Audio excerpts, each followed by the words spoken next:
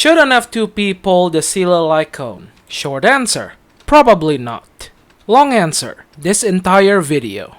In general, F2P players should really only pull for characters, but after trying out this Lycone for myself, I decided to talk a little bit more about it. Meet in the Night, Seele's signature Lycone. Its effects are increases the wearer's crit rate by 18%, while the wearer is in battle for every 10 speed that exceeds 100. The damage of the wearer's basic attack and skill is increased by 6%, and the crit damage of their ultimate is increased by 12%.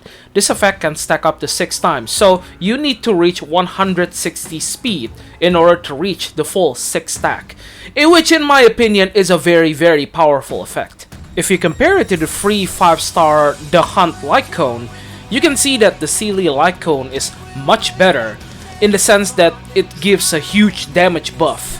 Even when fully superimposed, the free 5-star Lycone doesn't have the huge damage buff Seele's does. Sure, it makes your crit more consistent, but since Seele's Lycone also give crit rate anyway, the crit rate difference can easily be filled in by relics.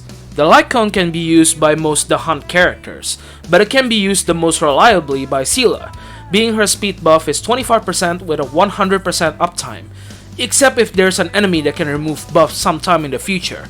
160 speed and combat for 6 stacks of the damage and ultimate crit damage buff is really not a strict requirement at all.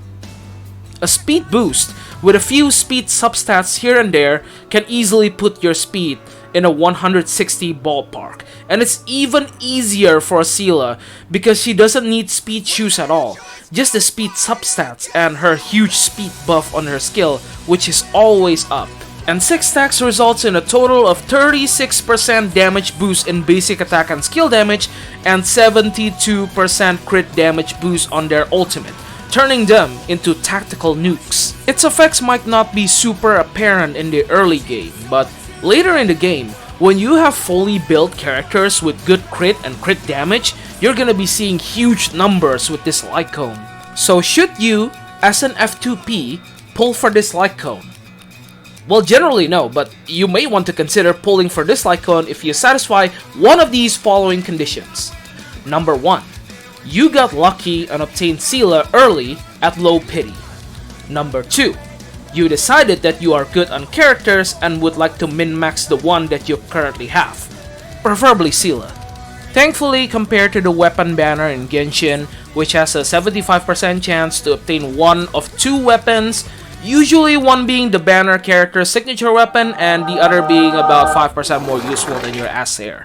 Well, at the end of the day, whether or not you pull for it, it's up to you. I still think that as an F2P player, you should generally focus on character banners, but there are points of contention that are worthy for further consideration. As always, thank you for watching. If you enjoyed the video or found it helpful, leave a like, comment, and subscribe. It's free and it helps me out a lot.